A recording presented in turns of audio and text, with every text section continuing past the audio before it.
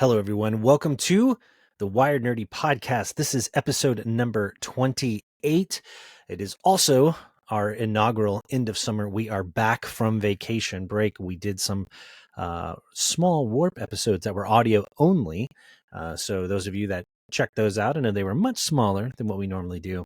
But we are happy to be back. And I don't know about you, Doug, but I know I'm probably going to be rusty at this. So we just want to ask everybody to have some patience with us until we get into our groove again, because we really did kind of hit a mode there. So how are you feeling, man? You got any rust, any podcast rust?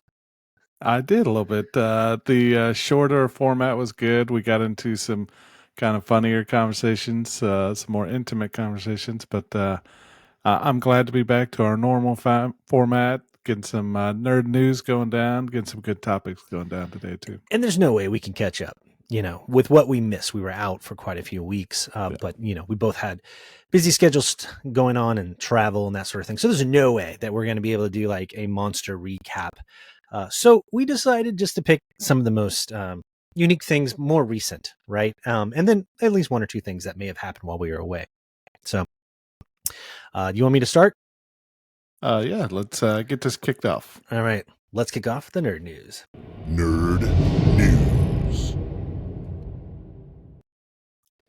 All right, so this very first thing, I absolutely have to bring it up, because if I didn't, I'm pretty sure my brother, who we've had on the podcast, would probably annihilate us. He was very excited about this, but during the time, right around the time that we went on our hiatus, the MSG Sphere. Now, if you don't know what this is a massive globe structure in Las Vegas. It's a dome, if you will, and we'll put up images so you can see. This is essentially a venue that can host events like concerts and things of that sort. And it is at the Venetian in Las Vegas. It's an entertainment and music performance venue. It can seat 17,500 people. It can accommodate 20,000 people standing.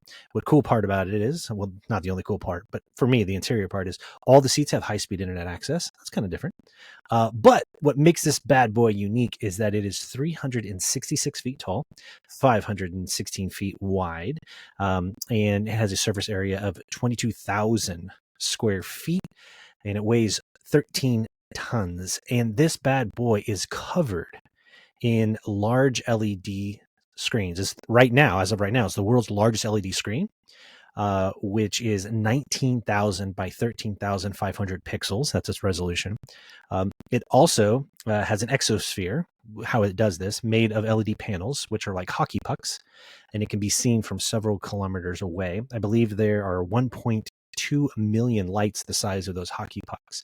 And what's cool is they can put images on it, videos, and you'd be driving along. Look, it looks like a moon has landed on planet Earth, or, a lot of people want it, like, are lobbying to have the Death Star put there. They made it a basketball once, and it just looks so incredible. It's really trippy because it moves. It's video. It's not just images. So anyway, my brother had immediately sent me a message about it and said, hey, you guys got to talk about this on the podcast because it's so different. And he's right. So at some point, I do want to see this bad boy. It sounds like a technical feat. I think they're building another one. I don't remember if it's Abu Dhabi, someplace like that, where they always go bigger. Oh, man. It's going to be even larger, I think. However, as of right now, this one is the record setter. Doug, have you seen this thing? What are your thoughts? Yeah, I saw it on some videos. The coolest one I think I saw is they have a giant eyeball that is like winking and looking at people. It's creepy. It's creepy. I didn't know what it was. I thought, it's some video somebody made, and then I found out it's an actual location. So, yeah, I would definitely love to go just see this in person and see how impressive it is. Yeah, when I first saw the first screenshots, I thought somebody definitely had did some Adobe After Effects or something like that, but no, it's an actual place. So I think it'd be cool to play Mario on it. Oh, absolutely. And like you said, basketball, I saw they did something for the NBA Finals. That was really cool. And it was cool looking, yeah. It looked so high def, like it looked textured, and that's the part that impresses me the most, is that the images, even with somebody who takes a photo of it, the images or the video even is not washed out, which means those pucks got to be like super high lumens. It's got to have really high fidelity on it, because you're right. When you look at it, you got to take a double take, because it isn't just like washed out. You've gone to like football stadiums where they have the Trinitron. You can kind of get faded, or if you The angle is off now. This bad boy, it looks legit. It is pretty It's impressive. crazy. It is. So that was at the top of my list, man. So what do you got next? Yeah, there was a lot of good articles since we've been gone. Some of the things I saw was a birthday party for the iMac. The iMac is celebrating its 25th birthday. You know, they don't really produce them anymore, or that version, but oh, you're talking about the original, yes. The colored iMac is one. still made, yes, sorry. You're talking about the original OG colored one that had Yeah. the translucent body. Yeah. Yeah, that's what I'm talking about. So 25 years of technology upgrades and things, but I still go back to that old school, like 4th, 5th grade geography and social studies and stuff, playing on that thing. So yeah, they were impressive. That's so sure. Like, have you ever had to work on one? Oh, pain in the butt. Oh, I can imagine. Huge pain in the butt. But it's so impressive how they crammed all that in there. And I've seen some people online, they take them and they refurbish them and they seal them and they turn them into like fish tanks. I've seen that. Yeah. That is awesome. So it's pretty cool. Pretty cool. Innovative, definitely, for sure. I was not a fan of them, not because of the design and even that they were hard to work on. It was only because back then that was pre Mac OS 10. If you were in IT, it just, I don't know, anything before Mac OS 10, Mac was just, it was a struggle to support, you know, just because it wasn't great. And the hockey puck mouse was not comfortable. It was too tiny. But that set aside, it is an innovative design, and I think it was the lamp shade, or the one that looks like a lamp, you know, like the Pixar lamp. Yep. I'm looking now. That one came out in 2002. It did, and they had Mac OS 10 at that point, and that was a fascinating design too. And ever since then, though, they've stuck with what you currently now see, which is like the panel, which is still impressive. The latest one is so thin, and then they have the M. series chips and M.1, M.2 now, and I think there's many more on the way. Impressive performance. So they're still making them. They're still innovating with them. So it's pretty awesome. 25 years. Well, that's what I have to give it up to Apple. You know, I'm an Android fanboy, but Apple's design and their materials and their hardware are just so good looking, so well built. And I have to give it up to them. Shout out to them. So they definitely think different. That was their logo or their slogan for so many years. But seeing that bad boy is 25 years, I will say this, what's hilarious is, and I may have told you the story before, when you sent me that and it had that Mac, the multicolored one. I think I was working at a university at the time. I was grading my undergrad, and I remember I had a really jerky professor, and I knew that those processors could run Unix. And this guy in an operating system class, this professor, basically claimed that you can never run Linux, which is a derivative of Unix operating system, on a Mac. He said it was impossible. And I called him out on it. I said, well, technically the processor can do it. And he told me I didn't know what I was doing. He said, you know, and he just ripped me up in front of this class. So for the final, we were supposed to be able to do it, pretty much pick what we want. It had to be centered around an operating system, like demonstrate how to do an upgrade, how to do an install, all those kinds of things, patching, whatever. So all I did was I got a hot pink one from the university. I put Linux on it. And all I did was I had a blanket over it. And all I did, I put it on, I didn't even have a presentation. All I did was I set it on a table. And I didn't say anything. And I pulled the cover off of it and I booted the Mac up. And instead of you hearing the normal doom, all of a sudden you started seeing the command lines for Linux. And the guy's like, what is this? What is this? That professor was so mad when that penguin link logo came up on there. Yeah. And I just said, I present to everyone the impossible. I have done it. There is Linux on this Mac because it has an ARM processor, or it was a RISC processor. Amazing. And he called me out into the classroom. That professor chewed me out because I made him look bad. So you can tell what kind of student I was. So yeah, you know, punk rock rabbit, right? That seems very Steve Jobs-ish. Drop the mic as you walk out. He took me off though. I had all great professors. Well, but that don't one tell guy, him you can't do something until you see. Yeah, I know. Don't tell me that, dude. So anyway, when you brought that up, that memory came flashing back. That hot pink Mac. Yeah. So yes. Anyway, on to the next one. Yeah, we have different memories. Real quick on that, I just remember. So our local conservation department had an app. I always remember that. You mentioned that when we were talking about old retro games in an earlier podcast. Back in the day. And I just have fond memories of playing that. Yeah. I didn't know they had that game. And then you actually found the screenshots from it. If you go back and look at one of our earliest episodes, I think you'll actually see some screenshots. Oh, way back. Yeah. So enough with my memories. I'll go on the next one. I'm seeing a lot, and we've talked about it, AI generated images. Yep. So the federal judge just ruled that AI generated images cannot be copyrighted. And reading the article, I kind of have to agree with him because it's not a genuine piece by a human being. It's not original. All of these AIs are trained by looking at pre-existing images which were created by humans. So it's a sound ruling, and this is a big deal for a lot of reasons, in that right now AI is threatening jobs, air quote, and there's a strike going on with the Writers Guild of America, and the idea is that Hollywood studios are going to save money through using AI generated content, but the same goes for special effects artists and things like that. And this is a big deal. This is great because this supports that and say, well, look, you can't copyright an image an AI makes because, well, it's not original content. So this is a very big deal that will have implications for the extreme long term for many, many industries. Yeah. So I'm glad to see it. Yeah, I have an app on my phone for wallpapers, ringtones, stuff. It's called Zedge, Zedge. Okay. So it has an AI generation system or thing inside that you can generate wallpapers. I'm not very impressed with it. Basically, you say you say cat and forest and something, and but it's so weird. Yeah, I'll try to share some images with you, but whatever AI system it's using, it's got a very strange way of thinking. It's like what we talked about before with the language models. There's some that are better than others. Chat GPT obviously is 4.0 is very impressive compared to maybe not as much as some of the others. But with the image ones, DALL-E, that's the one, like the face is always like jacked up and has multiple fingers. But then you have something like a Mid-Journey, which Mid-Journey seems to be better.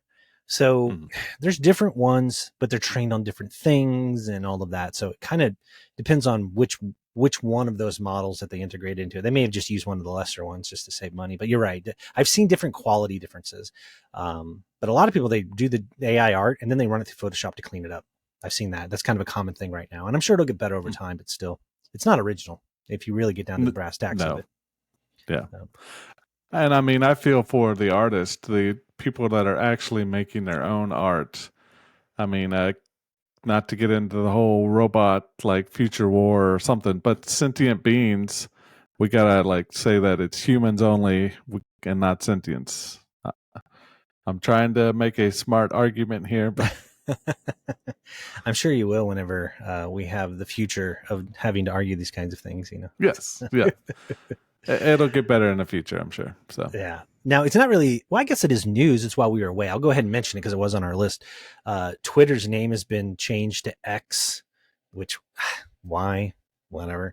I have a whole soapbox about that, but I don't know if I want to get on it. Did you see the thing about the sign? Did you see that? Yes. That he violated the ordinances of San Francisco. So he put for those of you that don't know, he changed the name to X this summer, and he put a big X sign on top of the building there in San Francisco. But it had like blaring strobe lights on it, and there are apartments in skyscrapers across the way, and it was keeping people awake and disrupting. And they got so many complaints, and of course it violated. So I think it was only up for a little while, and then they had to take it down. I was like, oh my god, Twitter. Yeah. I don't know what he's trying to do with it. It seems like he's trying to kill it on purpose, but if you've seen any articles or any stories on Elon Musk, he's a very eccentric person. Fine line between genius and insanity is what they say. Yeah. And he's proving that potentially to be true. It's interesting because a lot of the decisions he's making is driving that population down. For example, they talked about taking away the ability for you. Well, let's start with what they did take away. You used to be able to send people who were not on Twitter, X, articles. So if I saw something and I wanted to send it to a friend, I could just text it to you, and then you didn't have to have a Twitter. They cut that off already. It's done. You got to have an account. So they basically stonewalled it. Is what they did. Then they did the whole blue check mark thing. We have to pay to have a check mark. which then that brought in all kinds of copycat people who can pretend to be movie stars and all that. As long as Random they pay people were $8. having check marks. Yeah. Exactly. And so it ruined that. And then only recently, it's been a big kick up of dust where they're going to take away the ability to block people. Problem with that is you have stalkers, catfishers. That's a huge issue. Yes. X's, all kinds of stuff. So that, I don't know, man. It's just like one bad decision after another from a business model standpoint. So I don't know. We'll see how long X will be around, but it's failing fast. I can say that. So, Well, and I think it gives rise. So anytime a company kind of tanks like that, it gives rise to other companies. I believe Facebook has a company called Thread that just started. It's very Twitter-like. Yeah, Meta. It's a straight competitor. It's part of the reason why they're wanting to fight in an octagon. Remember that whole conversation? Yeah, and I mean, they're still kind of up for it. I think the latest I read is that, and I'm drawing a blank, Facebook. Mark Zuckerberg. Thank you. Sorry. I got you. It's that Russ, names man. are messing me up. So Mark Zuckerberg called Elon Musk out of basically, hey, come away from your mom's house and let's actually have a fight. It was pretty funny. I know. They've been squabbling like spoiled children. So anyway. All right. So the next thing is, I'll bring this up because I want you to tackle this last one. But I do want to mention the Sony PlayStation Portable has been announced at $199. So we talked about this once before. More details have come out. It's essentially just a PlayStation 5 controller with an 8-inch screen slapped in the middle. Nothing's on it locally. It's got to be connected by Wi-Fi. Now, that Wi-Fi can be anywhere. So if you are halfway around the world, as long as you have a decent enough internet connection, at least the 15 megabit is what they're citing, then you should be able to power up your PlayStation and use it. So it's not another PSP. It's not a Vita. But there's rumors that they're testing the waters for this to actually have maybe a competitor in that space, like bringing back the Vita. So there's always rumors like that. So we'll see what happens. But for me, $199 is kind of steep, especially when you can play it on your phone, your iPad. I can play it on my Steam Deck. I can stream that on my PlayStation to anything. And so I don't know. We'll see. But that is something that broke this week that I did want to call out there. You make a good point because making a format that's already well done on several other different devices, it's kind of like, what are you trying to do here? Are you trying to target just a very small demographic that wants this? Because they're already playing on all these other devices and portables and stuff. And it works well. Now, I appreciate them doing it. It's cool. I mean, it's cool. It's got a cool factor to it. It's neat. But you already have so many other ways you can remote play. Yes. I don't know. It's almost like they're a victim of their own success in that. So it'll be interesting to see how that plays out. So, all right. I'd say the last one, and I have not had a chance to play it yet, is Baldur's Gate 3. I've been seeing so much information on this. It is a sleeper hit, is what this is. You don't have to play Baldur's Gate 1 and 2 for reference. Baldur's Gate 1 and 2 originally came out back in the PC DOS days. Drastically different game. They based it off of Dungeons and Dragons. This, from what I understand, I've seen my son play it. It's incredible in that it has so many options of things that you can do, decisions you can make, and it's never the same game. Even if you made the exact same character, it's never the same game because it has dice rolls in it for decisions of things that you do. And there's tons of variables, and I've watched a few Twitch playthroughs of it. It's a huge, massive game with just tons of decision trees. You could spend like just tens of thousands of hours and never even scratch getting to the end of it. Man. Oh yeah. So I've heard nothing but good things about it. I'm sure I will get it at some point and mess with it. I'm holding off though, because we are on the cusp of Bethesda's release. Say it with me, Doug. Starfield. Oh yeah. I was just going to look that up. We have 13 days left. From this recording, yeah. I know. Yes. Counting down the days. So it'll be good. So I'm sure I'll play it. I don't know, man. I'm itching for a good space game. And if it's Skyrim in space or Fallout in space, it's even better. Well, it's kind of like Christmas now as they keep teasing you. You have a date set, and it's like, please be that date. Please don't have any hiccups and push the release date back. the amount of merchandise they're releasing, the amount of other companies such as Elgato and Xbox and so many others Watches, that are socks, shirts, brand hats. merchandising. They're They are pushing this. going Yeah. so hard. Yep. All So right. I don't want it to fail. I Yeah. agree. So you made a really good point that I wanted to draw out, and that is, if they are pushing this many products, this game better be good, because the Yes. amount of egg that Microsoft is going to have on their face and Bethesda is going to be so bad. Because you're right, they are pushing this game harder than I've ever seen them push marketing for any of their titles, and they bumped up the release date. It was supposed to be at the end of September. That's unheard of. And they keep pushing this narrative in the media too about how it's the least bug, ridden game that Bethesda's ever had. And I hope so. for their sake, I hope so. So we'll see, man. I'm excited. Yep. I'll kind of end the Starfield conversation with one of the craziest things, and you shared this with me, is that Starfield and Tempur-Pedic, the people that make beds and maybe they make chairs, they have made, and we'll throw a picture on here, a Starfield cockpit is all I can say. And this thing looks so amazing. Now it's got tons and tons of buttons on it. Do all the buttons work? That would be awesome. But we definitely have to throw that up there. That is a pipe dream that is never going to happen. I don't know. It might. I think it might. It might fit in that room that you got there. But it won't I'm going to fit in get my a room. divorce if I get that. It would not fit in my room. No. Hey, you know what? Maybe we could get everybody to help some sponsorship here and get There we you. go. Yeah. You could do podcasting from the Starfield cockpit. Oh, that would be amazing. Yeah. All right. Well, we'll talk more about that in the future, I'm sure. I'm sure we will. So that rounds out our news section. So, you know what?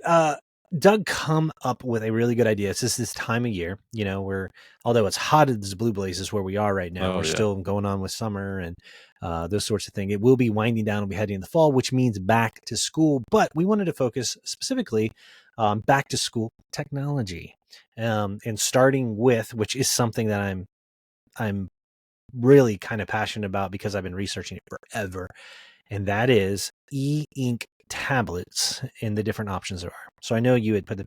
Have you messed with any of these, first of all, at all, Doug? Do you know much about them? I have not, and I think we need to explain what an e-ink tablet is for those who don't know. It's and help me if I mess it up. It is a smart tablet. It's not like a tablet that has apps and games and movies and stuff, but is a smart tablet that you write on, and then it transfers your handwritten notes into Word documents and things such as that. Drawings as well. If you paint or draw or make graphs for work, it also transfers those onto a digital format. Correct. Think of it like the screen is a Kindle. That's what e-ink is. No color. They do have color e-inks, but they haven't really caught on. I'm going to hold up here for those that are watching. I don't know if that can even come through there. Up, it's blended into your background. There we go. There you go. How's that? You can kind of see my handwriting there. If I can angle it right. We almost got it. Probably just your camera does not like it. Yeah, it does not like it. See, it keeps blending it into the background. You can kind of see my writing. Technology. You can see the handwriting there. Yeah, but I'll also put an image up. That was a Kindle Scribe, and so essentially, the big players in the market space are the Remarkable 2. It's the second model they have. The Onyx Notebook Air, the Kobo Ellipse, and the Kindle Scribe. Now, the Kobo, the Onyx, and the Remarkable have been doing it longer than Amazon, who made the Kindle. And the defining thing is that those other threes, they're really all about just note-taking, which handwritten notes, you can export it to PDF, you can email it to yourself, you can send it to Evernote, OneNote, that sort of thing. Perfect if you're a student or a professional. That's why I have one. It also converts handwriting to text. It replaces your paper is what it does. And I'm a big digital guy. I'm not big into paper. And so I really like them. So I read up on them all the time. And I will tell you, for the longest time, I was so close to buying a Remarkable 2. My friend David has one, and I got to mess with it. It's super thin, just a really sexy, cool looking device. But God, they were expensive when they first came out. They were like $800. They're still expensive. They're like about $500. And they just do note taking, right? And then for the longest time, I pivoted over. I was like, well, I'm not going to do remarkable. I'm going to spend $500 to $800. I got an iPad Pro, and I really love that because it does more for the money. But then this last Amazon Prime sale, the Kindle Scribe went on sale. I got it for such a great deal. I couldn't pass it up because I was looking at the Scribe. Now, the Kindle Scribe does what those others do to an extent, but it has all of the novels and the books that you have with the Kindle store. So you have the power. that'd be Yeah, you have the ecosystem, I guess, not the power. You got like a double device there. That's good. Exactly. Because then you can basically it's a Kindle, but it's a bigger size, which I like because at that point, you know, I can read on it in more words on the screen. You can read faster to a certain extent and have more font options for adjusting. And I do a lot of reading. So, but I highly recommend if you are a note taker like me, and I take notes both written, handwritten, and also typed all the time. My personal life, whether I'm doing a writing project or for work, I'm such a huge note taker. If I don't write it down, I'm going to forget it. And definitely, all of these devices are amazing, to be honest with you. And you can do e-reading on the Onyx, the Remarkable. Thing is, it has to be an EPUB file or a PDF file. So it's not very, It's not, well, it doesn't let you tap into Kindles, into Amazon store. Now, the whole story, Now, if you buy your books through a different method that are EPUBs, you're fine. You're totally fine. But so many people do Kindle, and I do as well because it's just so convenient. That's the reason why I went with it. And I'll be honest with you, I've been using it for a couple months now, probably 2 months now. And I love it. I absolutely love it. I was like worried. I'm glad. I'm glad I didn't spend full retail price for it. I'm glad I got a good deal on it. But if I was a student again, in a heartbeat, I would totally get one. Totally get one. It's so thin. And it's awesome. So I'm a huge fan. Yep. They look great. I do not have one. Being in law enforcement, you know, I've got my little notepad in my shirt pocket. Yeah. All kinds of stuff on that. I've got my laptop in the car. Dispatch usually takes all my notes for me. So I rarely write anything down for that. Tickets. Sorry, people. That's the only notes I'm writing. But this would be very handy, you know, as a firearms instructor, if I could put lesson plans on there, that would be awesome. And then make notes of, I need to change the yardage or the shot count and stuff like that. What's so cool on that point, if you already have like a PDF file that has lines for whether you're writing your shot counts or whatever, if you already have that, you can send that, any PDF file you can send to any one of these devices, and then you can write on it. Oh, that's amazing. That would be so helpful. Oh, it's awesome. Lawyers use it for contracts and things like that because you can sign and fill out things. So any form that you have already could be sent to it and used in that way. But technically, you could even do the same on an iPad as well. Oh, yeah. So, but it's interesting you bring that up. If you already had a job function like that, like a firearms instructor, or even police officer, ticketing, those tickets could be made PDF. They probably already are. And they could be put on any one of these devices. If you wanted to walk away from paper, it would be super easy. Which that would be a good topic in the future is police technology, because we've gone from handwritten tickets, which our department doesn't have it, but other departments have printable tickets. You know, your glove box has a printer in it. Oh, that's cool. Print out tickets. Not that tickets are favorable, but there is a reason and rhyme for why we write them. So to get off that, there's other technologies in law enforcement as well that are very helpful. So yeah, like the cameras that catch people going through tolls, and then they just send you whatever your license plates on file. All the negative things that nobody likes. Hey man, it's automated though. So well, yeah. So what else we got on our list here for back to school, man? Technology. Oh. So the next couple things, I was just going to have a conversation with you. The tablets versus laptops versus Chromebooks. You know, most elementary schools, it seems like now, they're giving all of their students Chromebooks for their lessons and their books and homework. 100%. The argument I would have is Chromebooks are a little limited. You know, they're locked on that Android-style operating system of Chrome OS. Laptops, you know, that's the full meal deal blown, but it could be a lot more expensive. And then tablets, pretty limited. You're just limited to the App Store. So depending on what type of schooling you're doing, there's pros and cons for everything. There is, and it boils down. There's a lot of factors to these 3 form factors.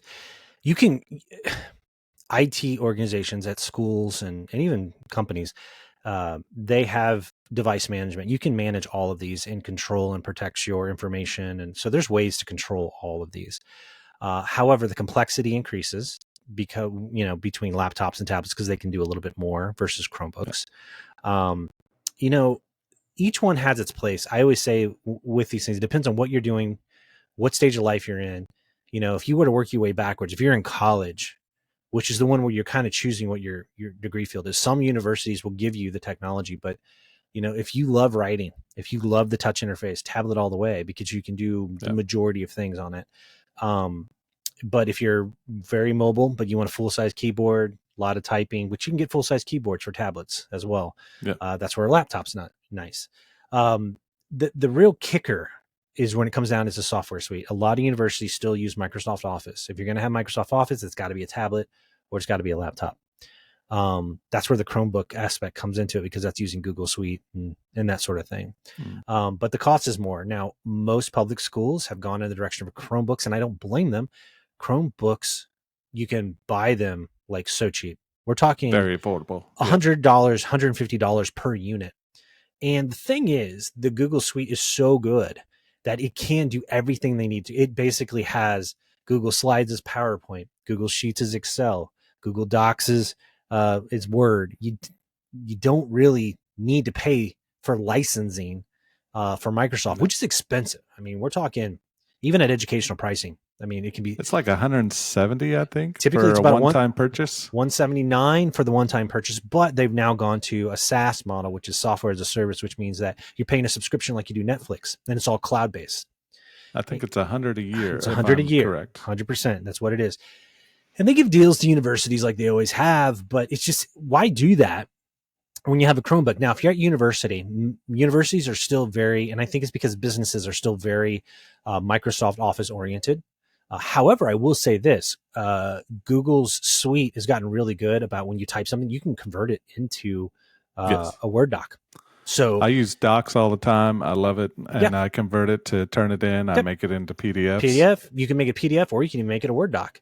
So Chromebooks are so compelling in that from a productivity standpoint, it can do everything for a fraction of the cost. And oh my God, it's amazing how they have enabled schools to do what they do. So I'm a huge Chromebook fan because of that.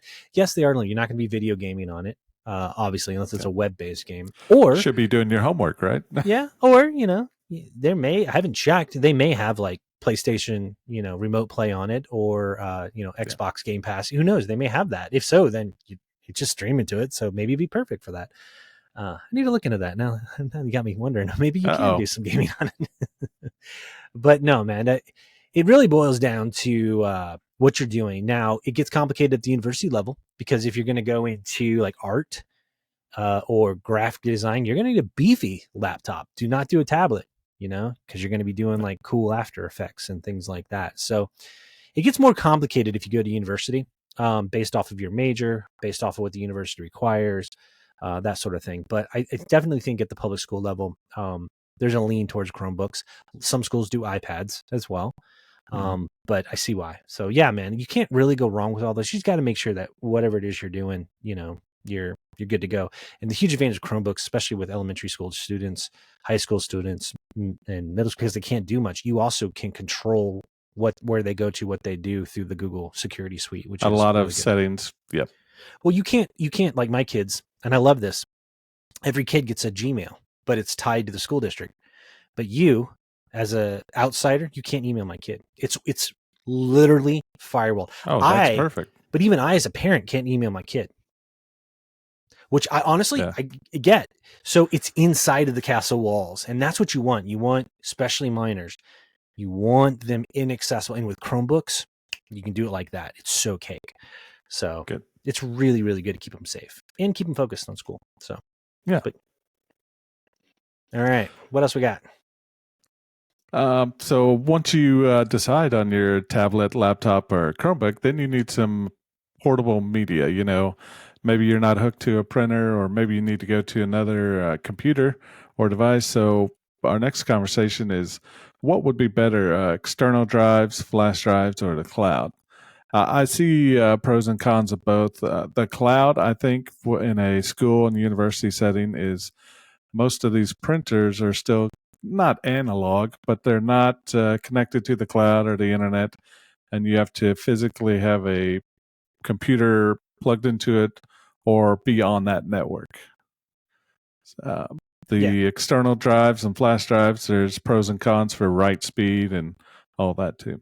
It depends on what you're doing. I mean, if you're looking at if you have a need to back up the photos on your phone versus all of the papers and stuff that you're writing, the reality is printing is not as important, simply because, again, most universities, high schools, when you're typing papers, it's all being submitted electronically now. It's Yeah. So, showing my dinosaur age. Yeah. I know they don't do that. I print everything out. Oh God, I need to get you an e-tablet. Never mind. I need to get you an e-tablet. Yeah, you do. Just what we were talking about. Get you remarkable. Okay.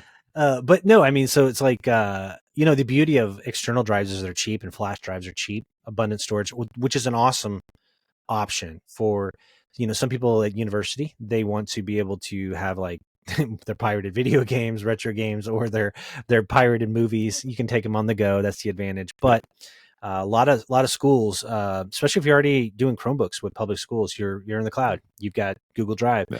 If you're doing Microsoft, which most universities do, you got OneDrive. So you already have cloud as an option. The advantage to the cloud is, of course, that it can be accessed on any of your devices.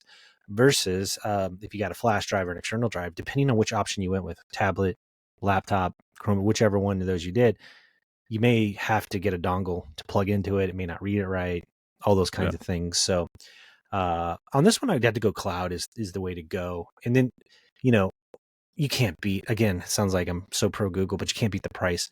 I mean, if you can get 200 gigs of storage for $30 a year, if you divide that out per month, I mean, that's nothing. You can get up to 2 terabytes for $100 a year of Google Drive storage. So, and that also gets you access to the entire Google suite, by the way, that we were talking about. Yep. So, yeah, it's a really good deal. I'm currently a member for the 100 gig. I believe it's $2.99 a month. There you go. Yeah. It gets me Google One, which gets me some extra stuff on my Pixel. You get VPN with that, if I remember correctly. I do. That's a whole nother conversation. But the VPN, I've activated it, and some apps don't like it, so I have to shut it off. Some won't because they're not meant to be tunneled, as it's called. And then called. it's cutting my internet speed down big time. Will. Because you got to remember, when you're using a VPN, which is virtual private network, it's routing your connection through other servers to keep you hidden, so you can't be found. That's going to inevitably add hops to your traffic, and it's going to slow you down. That's how it works. That's all VPNs are always going to almost always slow you down. So knock on wood, I haven't had a lot of hacks. I never had a Facebook hack or social media hack, and knock on wood. So I haven't used a VPN. I've turned it on a couple times on my phone. Yeah, slowed my internet down, made me annoyed. So I just keep turning it off. Your biggest thing with when do you want to use a VPN? Well, the biggest thing is when you're on an open public Wi-Fi. So if you go to a Starbucks, if you go to an airport, if you go to McDonald's, if you go to a hotel Wi-Fi, like when you are traveling and you're using wide open internet, that's when you want to turn that bad boy on. Only because with open Wi-Fi like that, even with very basic password, there's devices that can scan the air and they can essentially see what you're doing. And so that's the reason why you want to use a VPN. Those are the conditions you want to. You don't need to use it at home because your router already has, believe it or not, you're already VPN'd naturally. You're hidden behind a firewall with your internet service provider. So yeah, we can unpack and get into all that kind of stuff, how to stay safe on another topic. We'll add it to the list. But yeah, but it's cool though, because typically you have to pay for a VPN, a subscription fee. It's already built into that suite. That's awesome, man. Just the value of what you get and the amount of tools. And by the way, you have 200 gig. You don't have 100 gig. I looked it up. It's $250 a month. It's $2.50 because I have the same plan. You said that I was our first episode back from the break. I just want our viewers and listeners to know. I'm failing tonight. I am fact checking this guy. Oh my gosh, man! If this was a political debate, I'd be running you off the stage. I would have already left, That's what it Sorry, I is. gotta go. See ya. Yeah, no big deal. It's in the evening where we got Russ. No big deal. But no, you have 200 gig, Doug, because that's the one I have. It's like $2.50 a month. That's the one I have. Yes, it's a great deal though. It's so much stuff that you get with it. So I think our last one we have is really about personal preference, and it's earbuds versus headphones. On this, it just boils down to what you like. For me, I love both. I'm going to be honest with you, but for me personally, I got two issues. Earbuds, and if you look here, I don't know if you can see, it's taking me forever to even find like another replacement for the ones I have. I have like one ear that's bigger than the other. So sometimes if it's an odd shape, it won't stay in. Now I don't have a problem with AirPods, right? Now these here are skull candies. If you're looking on the deal here, you can kind of see them. I just got these. Yep. I love them. They fit in my ear great. If I can find something that fits in my ear, I love it. I love in ear. Now I love the sound of over the ear. I love them, but my ears get hot and they get sweaty, and it drives me nuts. So I love both, but I have caveats to both. And that leads me to believe it's got to be personal preference. Now, I know you have some hearing difficulties, and so you're not big on stuff in your ears, So today, I mean, if you're watching me on video, I have headphones on my left ear. I literally cannot hear anything in it. Mm-hmm. So when I put my hearing aid on, I wear a hearing aid daily. I put headphones over it. It makes all kinds of noises and feedback issues, so I can't do that. So I'm kind of operating on the right side only. Keith's talking very nice and loud in my right ear, which is great. I'm trying.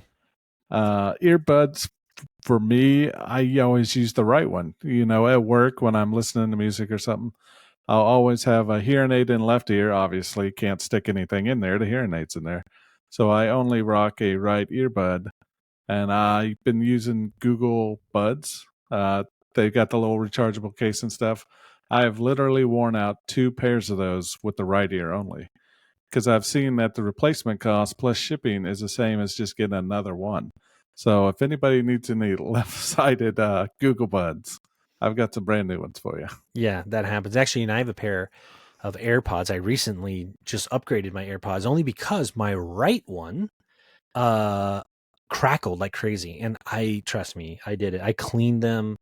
I did everything you're supposed to. I think I may have blown one of the drivers out on them or something. And so I just recently replaced them, with the new ones. Very nice. And I love them. They great. I use these things daily. But yeah, man, I'm with you. I think this whole conversation is about personal preference, and it's about what you're doing. And then some people, they're hardcore. They like corded only. I only do corded when we're doing the podcast, just because it interfaces with my mic and helps with the monitoring feedback we have with our Riverside software that we use for it, which is nice. But otherwise, I love Bluetooth. I love things being wireless. And I may have asked you this before, but you don't have the hearing aid that has Bluetooth built in, because I read something once, like, aren't there hearing aids that actually have Bluetooth where you could play music to your hearing aid, right? Yes. I did not get that option. I thought about it in the future because I can actually take phone calls and stuff on there. My thought at the time was walking down the street with no earbuds or anything and just talking to myself. But that is definitely an option in the future. I've had 2 sets of hearing aids and I haven't had Bluetooth on either, but the technology and the level of volume has increased dramatically between those 2. I'm actually due for a new set this coming January, so I may look at some new technologies. They're good for about 4 or 5 years, each of them. Okay. Or until the warranty runs out, and then they get really expensive to fix. Yeah, I've heard that.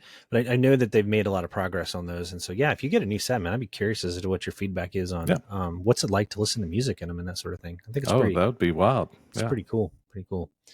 All right, man. Well, I mean, we have covered quite a bit of stuff, not bad for being rusty, so we're going to get back in the swing of it. Yep. We'll get there. So I definitely think that rounds out our episode 28. We want to thank everybody for rejoining us again and trying to rebuild our audience. We're going to try to get back into the swing of things. Doug, bring us home for episode 28, man. Close us out. Yeah. Appreciate you all letting us have a break, go into a different format of the Warp episodes. I had a lot of fun talking about just real short, quick topics.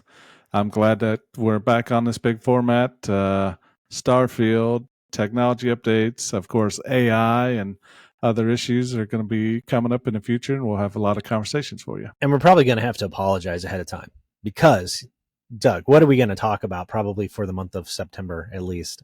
Starfield.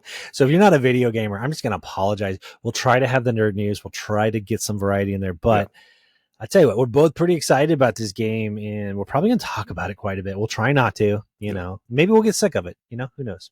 And maybe we won't. But apologies. We just need to have a mega Starfield episode where we get it all out. Get it all out. You know what? We done. may very well do that. Just do one big extravaganza, get it all out of our system so we can stay on all of the other topics. That's actually not a bad idea at all, my friend. So look at him. See, he is thinking there. So besides Starfield, in the future, we will bring you lots of topics and news and things that interest us, things that hopefully interest you. So all right, please come back. Yep. Everybody, you have an awesome week, and we will talk to you soon. Thanks for joining us. Catch you later. Yep. See ya.